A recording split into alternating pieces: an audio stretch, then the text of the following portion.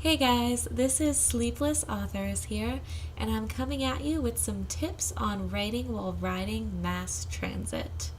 So, if you have a long commute and if public transportation is an option for you, it can be a really great time to write.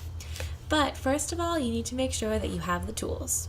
If you're riding a train and it's relatively easy to get a seat, then, don't be scared to bring a laptop. If it's a little bit more cramped, then a tablet or netbook, something where you can still be comfortable and have a full keyboard is really great.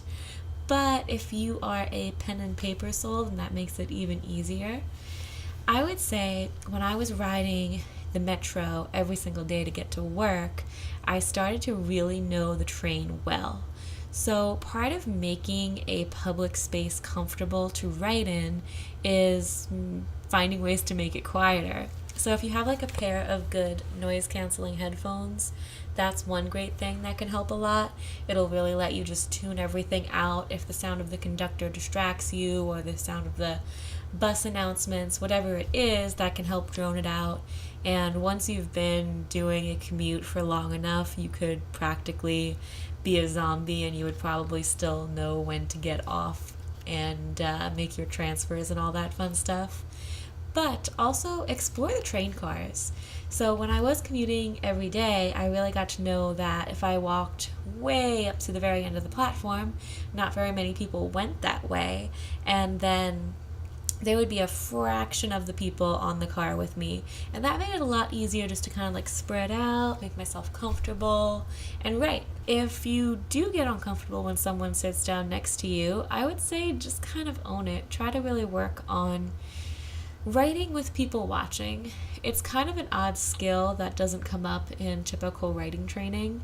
But hey, we're trying to be as productive as possible. And if you have a long commute, sucking up 1 or 2 or 3 or 4 hours of your day, then this is kind of prime writing time.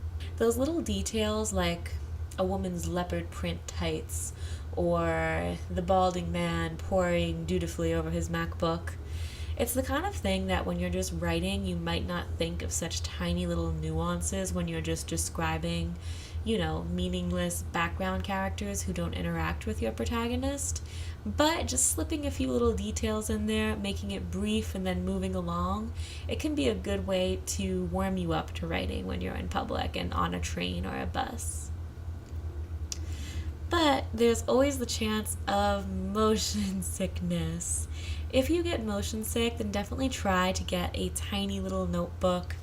Make sure it's small, something that you can slip into your bag easily, and try writing on that. Luckily for me, I can get motion sick if I'm using a screen and the driving is really bad.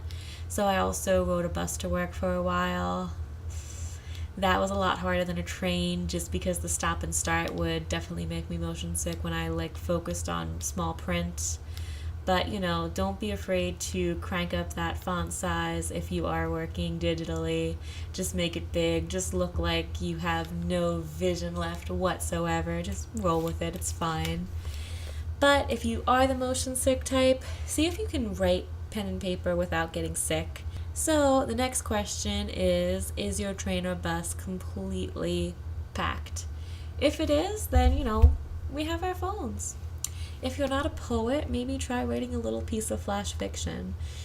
Even if you are more of a novelist, if you work on more long-form things, maybe take this commuting time as a good chance to write something very bite-sized. I know I personally don't really like to write excerpts from a novel on my phone. It's a tiny screen, it's awkward, I'm gonna hurt my hands, blah blah blah. If it's something that's short and self-contained, you can just whip that out on your phone. You can use any old notes app that's probably even pre-installed on it and just get your ideas down. And if all of that fails, maybe try a Kindle. It's not writing, but it's reading, and as writers, we should always be reading a lot. It's always good to keep up with books that are coming out, but just kind of try to dedicate your commute to some form of a literary activity. I did think it would be pretty funny if I actually recorded this video on a train, but I am terribly soft-spoken, and I'm pretty sure you wouldn't be able to hear a word I said if I actually recorded this on a train. So, with all of that said, I hope this is helpful, and good luck maximizing your commute. Bye, guys.